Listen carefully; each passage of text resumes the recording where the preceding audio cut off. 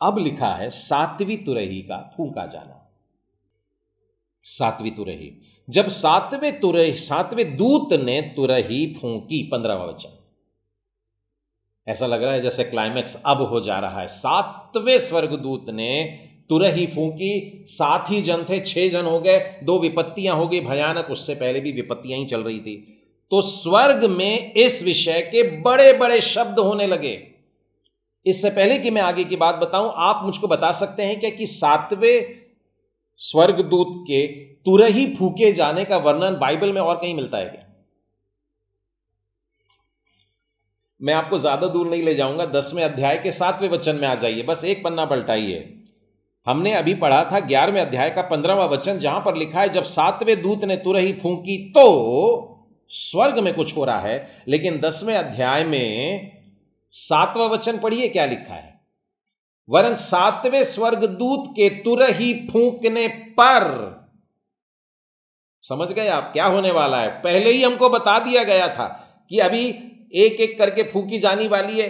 6 तुरैयां भी हो गई है, और जब 6वीं स्वर्गदूत की तुरई फूंकी गई तब भी बोला गया था अभी एक लंबा गैप है, अभी 3.5 साल का गैप है। मैं तुमको वचन सुनाने के लिए 2 गवाहों को भेज रहा हूं, लेकिन 3.5 साल के पहले ही बता दिया 7वीं तुरही जब फूंकी जाएगी उस दिन क्या होगा। 7वीं तुरही फूंकने पर होने वाले शब्द के दिनों में परमेश्वर का गुप्त मनोरथ उस सुसमाचार के अनुसार जो उसने अपने दास भविष्यवक्ताओं को दिया पूरा होगा। हमने मनोरथ, परमेश्वर का गुप्त मनोरथ क्या है, इस पर भी डिटेल ध्यान कर चुके हैं। अब आप समझे कि बताया गया था लेकिन अब किया जा रहा है। यशायाह नबी की पुस्तक के 7वें अध्याय में 14वें वचन में बताया गया था कि देखो एक कुंवारी गर्भवती होगी और एक पुत्र को जनेगी। लेकिन हम मत्ती के पहले, दूसरे, तीसरे अध्याय में लूका पे आते हैं, वहां पर पूरा हुआ, वहां पर वो घटना घटती है। तो बाइबल हमसे पहले बता रही है कि ऐसा होने वाला है और बाद में होता है। तो 10वें अध्याय के 7वें वचन में पहले ही बोल दिया था 7वीं तुरही जब बजेगी तब परमेश्वर का गुप्त मनोरथ दिखाई देने लगेगा। उन दिनों में एक फेज होगा, एक क्षण नहीं है परंतु एक समय है जब दिखने लगेगा, और ये परमेश्वर का गुप्त मनोरथ है। अब देखिए 7वां तुरही फूंकी जा रही है। 15वें वचन में फिर से आइए, तो लिखा है तो स्वर्ग में इस विषय के बड़े बड़े शब्द होने लगे। बताइए स्वर्ग में बड़े बड़े शब्द कब होते हैं?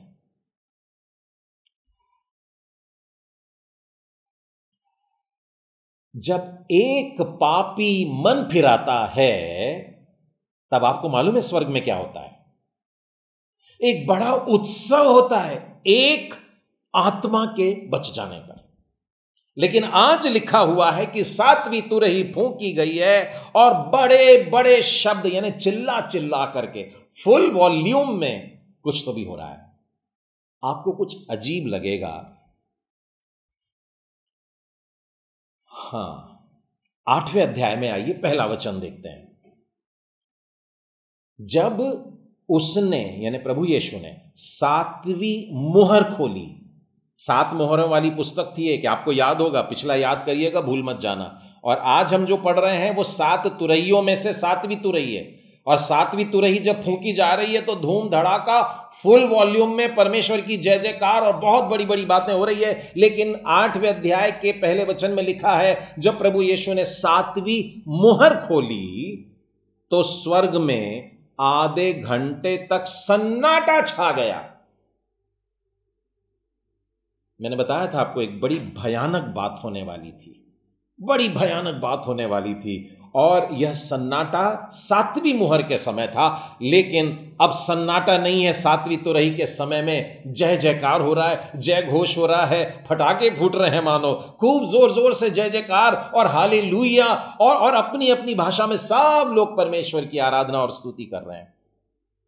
वहां पर लिखा है जब 7वें दूत ने तुरही फूंकी तो स्वर्ग में, देखिए पृथ्वी तो बेहाल हो गई है, पृथ्वी पर भयानक बातें हो रही है, पृथ्वी पर भूडोल हो रहा है, पृथ्वी पर लोग हाहाकार रो रहे हैं, छाती पीट रहे हैं। और जहरीले पानी के कारण बीमार हैं, बीमारियों के कारण बीमार है, फफोले आ गए उसके कारण बीमार है, अलग अलग प्रकार की पीड़ा। लेकिन अचानक स्वर्ग में उत्सव चलने लगा है और लिखा है जब सातवें दूत ने तुरही फूंकी तो स्वर्ग में इस विषय के बड़े बड़े शब्द होने लगे। इस विषय के, किस विषय के? कोलन डला है, मतलब बताने वाला है वो कि किस विषय पर। अब डबल कोट्स में उन्होंने दिया है, यानी बिल्कुल ऐसा ही होने वाला है। तो किस विषय में उत्सव चल रहा है? देखिए, लिखा है जगत का राज्य हमारे प्रभु का और उसके मसीह का हो गया और वह युगानुयुग राज्य करेगा। From here begins the rain of God. परमेश्वर का राज्य आज स्थापित होगा। सातवीं तुरही के फूंके जाने पर से वहां से स्थापित हो गया। अब वो पृथ्वी पर भी आ रहा है, नजर आएगा। देखिए, लिखा है उन दिनों में प्रकट होगा, मोमेंटरीली नहीं, आ रहा है, देख रहे हैं लोग, देख रहे हैं, आ रहा है, स्थापित होगा और फिर उसके आगे चलता रहेगा, चलता रहेगा युगानुयुग। गणित के जानने वाले इनफाइनाइट को ना 8 को आड़ा करके रखिए। इनफाइनाइट का क्या मतलब होता है? जो उस छोर में पहुंच ही नहीं सकते हो। चलता ही रहेगा, चलता ही रहेगा और चलता ही रहेगा, उसका कोई अंत नहीं है। युगानुयुग परमेश्वर का राज्य अल्टीमेटली स्थापित, इस बात का उत्सव है। क्या यह वाक्य सुनकर आपको खुशी नहीं हो रही? मैं आप लोगों को बताना चाहूंगा, आपने जब से होश संभाला है आप यही वाली तो प्रार्थना करते आ रहे हैं। आपको मालूम है कि हर रोज मसीह व्यक्ति दिन में कम से कम एक बार तो यह हे हमारे पिता वाली प्रार्थना करता है। आप इसको मत्ती के 6वें अध्याय में देख सकते हैं। वहां पर लिखा हुआ है कि जब शिष्यों ने कहा कि हे प्रभु जी हमको प्रार्थना करना सिखा दे, तो पहला वाक्य क्या है? हे हमारे पिता आप जो स्वर्ग में है। यानी स्वर्ग वाले परमेश्वर, हमारी प्रार्थना का पहला वाक्य है कि तेरा नाम पवित्र माना जाए, तेरा राज्य आए। इसका मतलब आपकी रोज की जो प्रार्थना है वो यहां पर इस दिन पूरी हो रही है। आपकी प्रार्थना सुन ली गई। आप अंदाज लगाइए, जब आप प्रभु से कुछ मांग रहे हो, बच्चे लोगों ने शायद रिजल्ट मांगा होगा, जवान लोग नौकरी ढूंढ रहे होंगे, और भी बड़े हैं शायद आप अपने लिए एक अच्छा जीवन साथी ढूंढ रहे हैं। ऐसे ऐसे लोग होंगे जो तरह तरह की प्रॉब्लम्स लेकर के परमेश्वर के पास में आते हैं और आप प्रार्थना करते हैं, गिड़गिड़ाते हैं, रोते हैं, और एक दिन प्रभु जी आपको वो दे देता है। और याद करिए वो दिन जिस दिन आपको वो मिल गया। जैसे ही आपकी प्रार्थना सुन ली जाती है, आप क्या करते हैं? आप खुश हो जाते हैं, आप उछल पड़ते हैं, आप लगभग नाचने लगते हैं। आपने तो कई बार लोगों को पेड़ भी बंटवा दिए, चर्च में केक दरवाजे पे रखवा दिए कि हर एक जन जो चर्च से बाहर निकले केक भी खा करके जाओ, आज मैं बहुत खुश हूं, परमेश्वर ने मेरी प्रार्थना सुन लिया है। आप रोज प्रार्थना कर रहे हैं, रोज प्रार्थना कर रहे हैं। कभी आपने प्रभु जी को बोला प्रभु जी मेरी ये प्रार्थना मैं 50 साल से कर रहा हूं, 40 साल से, 80 साल से कर रहा हूं, आपने मेरी प्रार्थना नहीं सुनी। और प्रभु जी ने पूछा कौन सी प्रार्थना? आपका राज्य आ जाए। पैर दुखने लगा है, पेट दुखने लगा है, सिर दुखने लगा है, ब्रदर 4 साल से प्रेयर कर रहे हैं, ठीक नहीं हो रहा।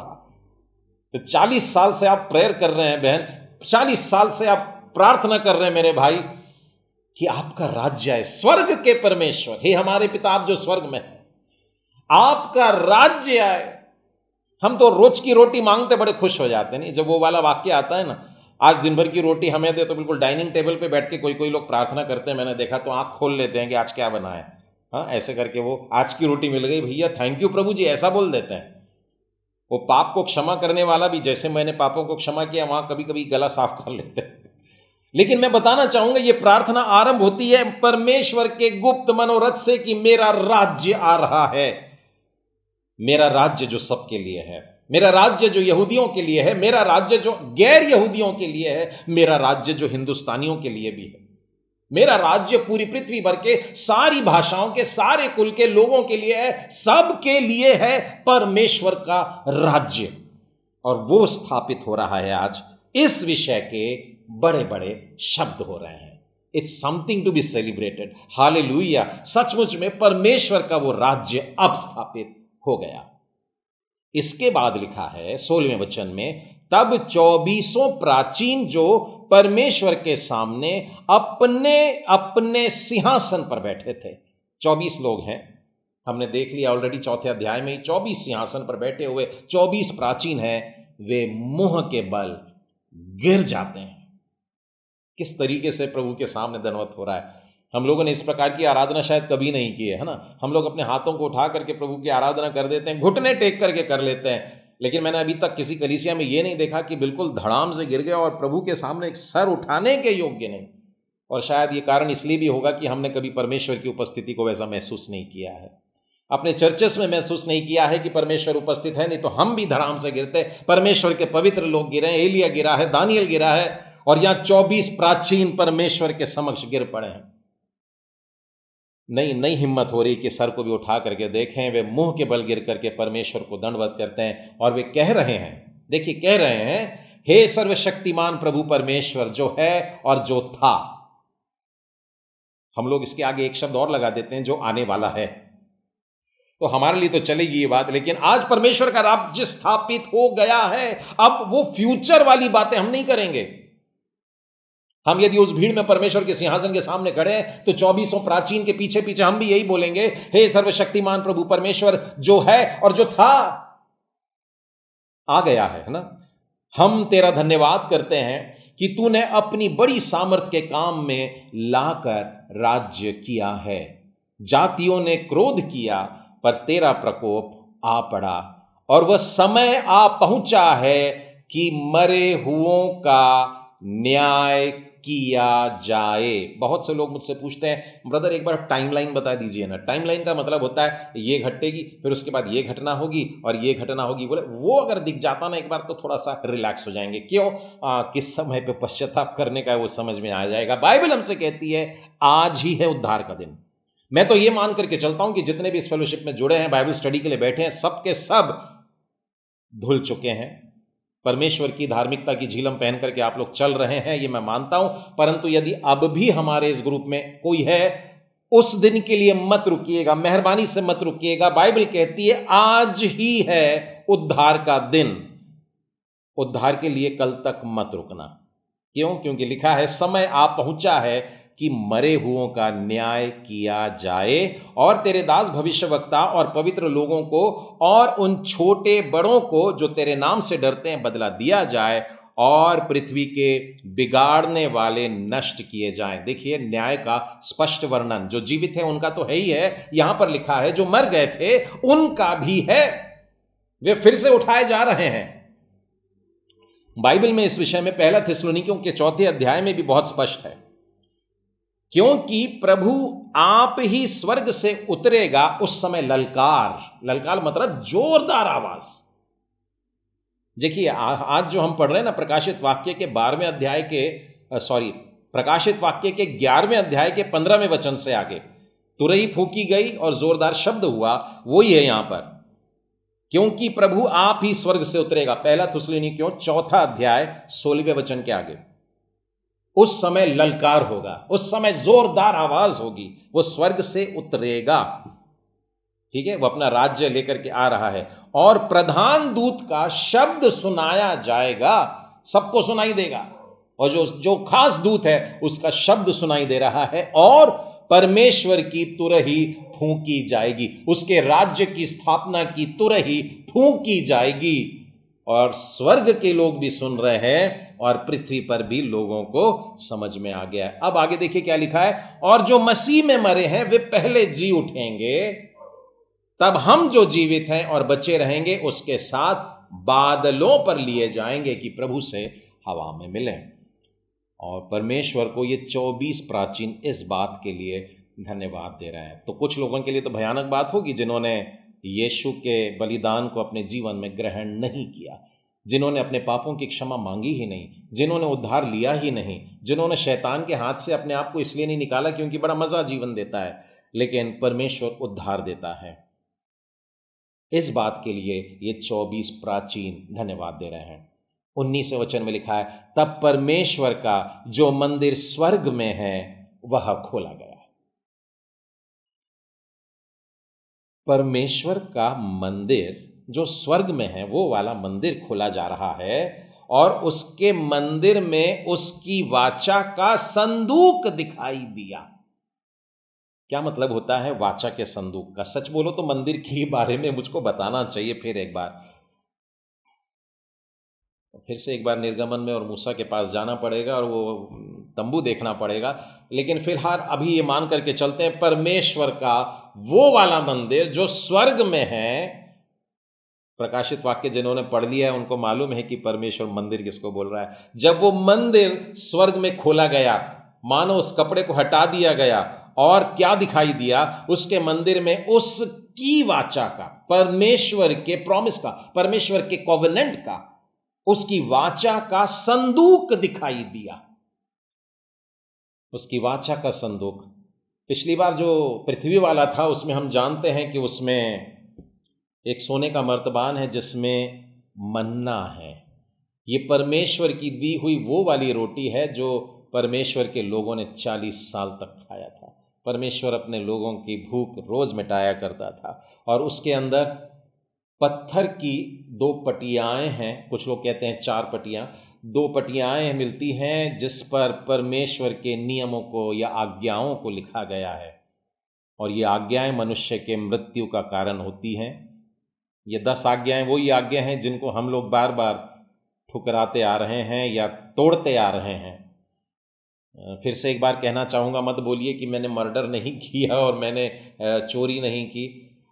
जो नज़रों से भी कर लिया वो कर लिया। मन में अगर किसी के लिए गुस्से की बात आ गई कि और ये भी कह दिया हो कि मैं नहीं परंतु परमेश्वर तेरे को एक दिन दिखा देगा, तो ये वाली भी उसकी हत्या के बराबर गिना जाता। जो कोई अपने भाई को भी तुच्छ जानता है या अपने भाई को अरे मूर्ख ऐसा बोल देता है, वो उसने हत्या कर दिया है। इतनी भयानक बातें हैं। और वो दिखाई देगा वहाँ पर, वो वाचा का संदूक है, उसमें क्या क्या रखा है। लेकिन एक और चीज़ है, वहाँ पर एक छड़ी भी दिख रही है। वो मरी हुई सी छड़ी थी जो बेजान थी, लेकिन उसमें एक पत्ती आ गई, उसमें एक फूल आ गया और उसमें फल आ गया, उसमें जीवन आ गया। परमेश्वर मृत्यु, एक तरफ मृत्यु रखा है और एक तरफ जीवन रखा है। ये वही उत्पत्ति के 2 पेड़ों के समान, चॉइस करो ये चाहिए कि ये चाहिए। अब यह सामने ला रहे, मतलब न्याय, न्याय का समय, या तो मृत्यु मिलेगी या जीवन मिलेगा। और जितने लोग हैं जीवित उनका भी न्याय लिखा है, और जो मर गए थे वे भी जिलाए जा रहे हैं। वो समय आ पहुंचा है कि मरे हुओं का भी न्याय किया जाए, और तेरे दास और भविष्यवक्ताओं और पवित्र लोगों को और छोटे बड़ों को जो तेरे नाम से डरते हैं उनको भी बदला दिया जाए। तो ये तस्वीर जो दिख रही है ये इंडिकेट कर रही है कि न्याय का समय आ पहुंचा है। और वहाँ पर दिखाई दे रही है बिजलियाँ और शब्द और गर्जन और भूकंप। ये वही 4 शब्द हैं जो हमको निर्गमन की पुस्तक में उस समय दिखे जब परमेश्वर पहाड़ पर उतर आया था। अब परमेश्वर पृथ्वी पर उतर आएगा।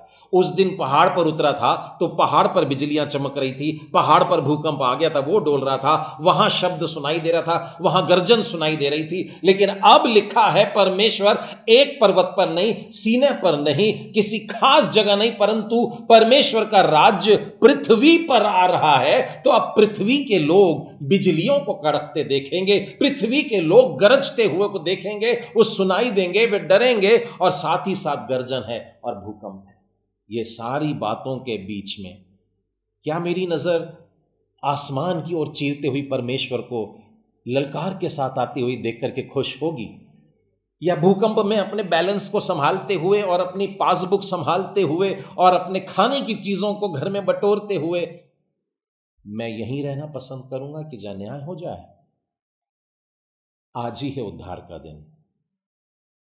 परमेश्वर हमसे कहता है कि मैंने तेरे सामने जीवन और मृत्यु रखा है। उस दिन के लिए मत रुकिए जिस दिन स्वर्ग से न्याय हो रहा है। आज परमेश्वर हमसे यही पूछ रहा है कि एक है जिसको खाने से तू मर जाएगा और एक है जिसको खाने से तू हमेशा जीवित रहेगा। और परमेश्वर आज दोनों देना चाहता है। लौदीकिया की कलीसिया को उसने बहुत डांटा, बहुत डांटा और बहुत डांटा, लेकिन आखिर में एक वाक्य कहा, यदि तू जय पालेगा, यदि तू इसमें से निकल आएगा, यदि तू जयवंत होगा, तो मैं तुझको अपने साथ अपने सिंहासन पर बैठाऊंगा। ये प्रभु यीशु का प्रॉमिस है। आज इस प्रॉमिस को हम लोग ले लेते हैं। प्रकाशित वाक्य का अध्ययन तो चलता रहेगा, लेकिन अगर मुकुट चाहिए तो आज ही हम उसको पहन सकते हैं। आइए हम लोग प्रार्थना करें। सर्वशक्तिमान प्रेमी परमेश्वर पिता, आपके पवित्र वचनों के लिए धन्यवाद देते हैं। और इस प्रकाशित वाक्य के 11वें अध्याय में इस 7वीं तुरही की आशीषों के लिए धन्यवाद देते हैं प्रभु जी। ये पुस्तक जो पहले बड़ी डरावनी लगती थी, अब अचानक अच्छी लगने लगी है। बहुत प्यारी पुस्तक है और इसमें न जाने कितनी सारी आशीषें हैं प्रभु जी। आपने हमारे पाप का अनदेखा किया, आपने हमारे पापों के ऊपर ढक्कन डाल दिया, अपने पवित्र कपड़े से और यीशु के लहू से उसको ढांक दिया। प्रभु, आपने हमारे को बचा लिया है। हम यीशु के लहू के लिए धन्यवाद देते हैं प्रभु, यीशु के क्रूस पर के बलिदान के लिए धन्यवाद देते हैं। आज हमने देखा कि एक नजर उठा करके जब हम उसकी ओर देखेंगे, शैतान का सारा जहर भरा असर उतर जाएगा। प्रेमी परमेश्वर, मैं अपने इस फेलोशिप में जुड़े प्रत्येक भाई बहन, प्रत्येक माता पिता, प्रत्येक नन्हे बालकों के लिए, जवानों के लिए विनती करता हूं प्रभु, यदि आज वे अपने हृदय में पुकार के आपसे कह रहे हैं कि प्रभु मैं आपकी ओर देख रहा हूं, मुझे बचा लो, मेरे पापों को क्षमा कर दो, और मैं उस भयानक महाक्लेश में नहीं परंतु आपके पास खड़ा पाया जाऊं। प्रभु, ऐसी विनती करने वाला अगर एक भी है प्यारे प्रभु जी, आज इसी क्षण आप उसके जीवन में, उसके हृदय में अपनी शांति को इसी क्षण भर दीजिए। धन्यवाद देते हैं प्यारे प्रभु जी, आप पापों को क्षमा करने वाले, बोझ को उठा देने वाले, हमारी चिंताओं को अपने ऊपर ले लेने वाले परमेश्वर हैं। आज फिर एक बार आपने केवल यरूशलेम की नहीं परंतु हमारी जिंदगी की तस्वीर भी दिखा दी प्रभु। हम लोग तरह तरह से सदोम बन गए हैं, तरह तरह से हम लोग मिस्री बन गए हैं, अलग अलग प्रकार से मूर्ति पूजा में लगे हैं, अलग अलग प्रकार से अभिलाषाओं में फंसे हैं। हमें इस पाप से बचा लीजिए प्यारे प्रभु। आपने हमें बचाने के लिए अपने इकलौते को भेजा है प्रभु यीशु मसीह के बलिदान के लिए फिर एक बार धन्यवाद। इस 7वीं तुरही की प्यारी आवाज के लिए धन्यवाद। उसके बाद स्वर्ग में जो उत्सव हो रहा है वो भी प्यारे प्रभु जी हमें आनंद से भरता है। 2400 प्राचीन गाना गा रहे हैं और उनके पीछे एक बड़ी भीड़ उनके शब्दों को दोहराती है। प्रभु जी, हम उनमें पाए जाएं। प्यारे परमेश्वर पिता, फिर एक बार आपकी आत्मा ने हम में से हर एक की सहायता किया है प्रभु जी, धन्यवाद देते हैं। और आगे के अपने जीवन को और आपके आने के समय तक अगर आप हमको रखते हैं प्रभु जी, हम जयवंत होने वाले बने, ताकि आपका प्रॉमिस हमारे जीवन में पूरा हो कि हम आपके सिंहासन के पास पाए जाएं। सारी आशीषों के लिए धन्यवाद देते हुए हम इस प्रार्थना को अपने उद्धार करता प्रभु यीशु मसीह के नाम में मांगते हैं, सुनो ग्रहण कर, आमीन।